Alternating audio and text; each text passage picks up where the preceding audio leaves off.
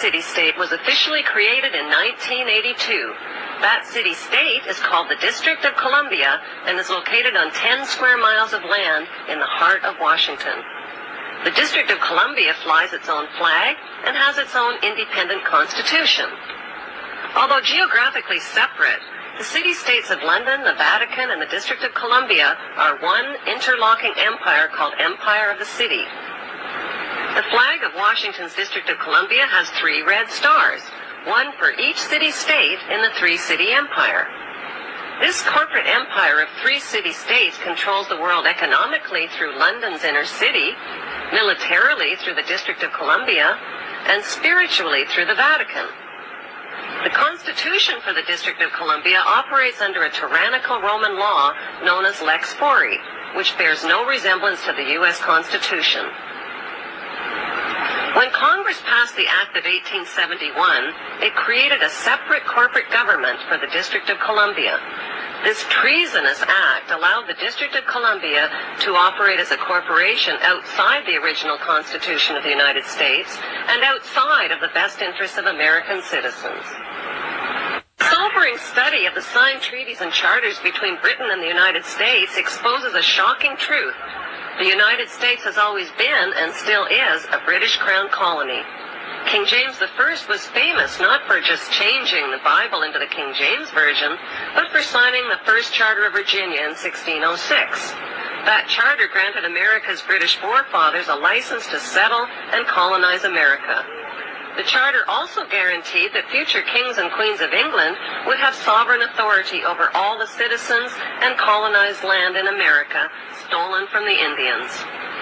After America declared its independence from Great Britain, the Treaty of 1783 was signed.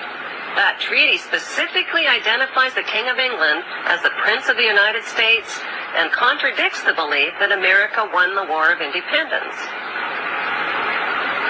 Although King George III of England gave up most of his claims over his American colonies, he kept his right to continue receiving payment for his business venture of colonizing America.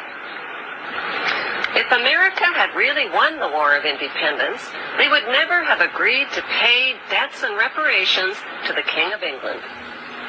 When Congress passed the 13th Amendment to the Constitution, the U.S. President was made subservient to the King of England.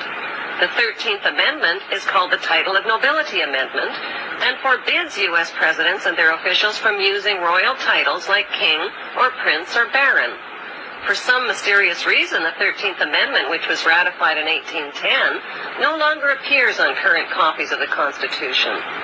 America's blood-soaked War of Independence against the British bankrupted America and turned its citizens into permanent debt slaves of the king. In the War of 1812, the British torched and burned to the ground the White House and all U.S. government buildings and destroyed ratification records of the U.S. Constitution. 1 century later, a corrupt U.S. Congress committed the biggest theft in world history. They passed Paul Warburg's Federal Reserve Act in 1913, handing over America's gold and silver reserves and total control of America's economy to the Rothschild banksters. Most Americans still believe that the Fed, or Federal Reserve, is the government. It is not. The Fed is a privately owned banking system whose majority Class A shareholders are the Rothschilds, Warburgs, Kuhn and Loeb, J.P. Morgan, Rockefeller, Israel Seif, and the Lehman Brothers.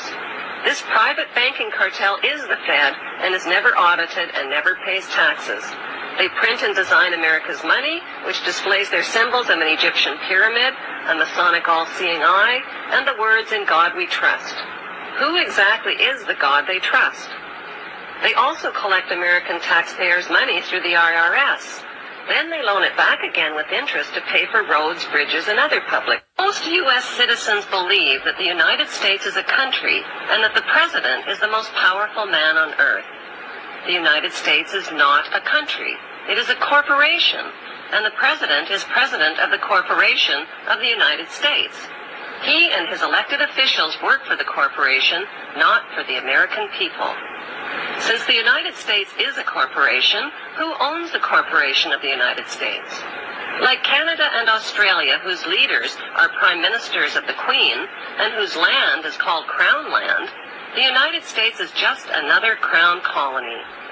Crown colonies are controlled by the empire of 3 city-states.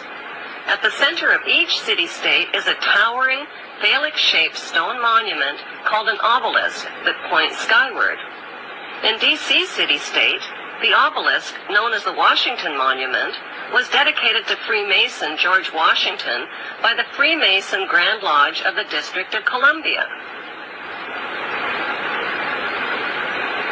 The Secretive Brotherhood of Freemasons laid the Washington obelisk's cornerstone in 1848 and contributed 22 Masonic memorial stones.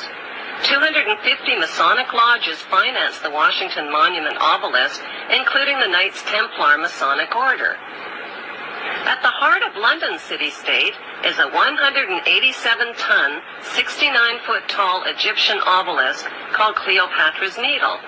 It was transported from Egypt and erected on the banks of the River Thames. In Vatican City, another Egyptian obelisk towers high above St. Peter's Square.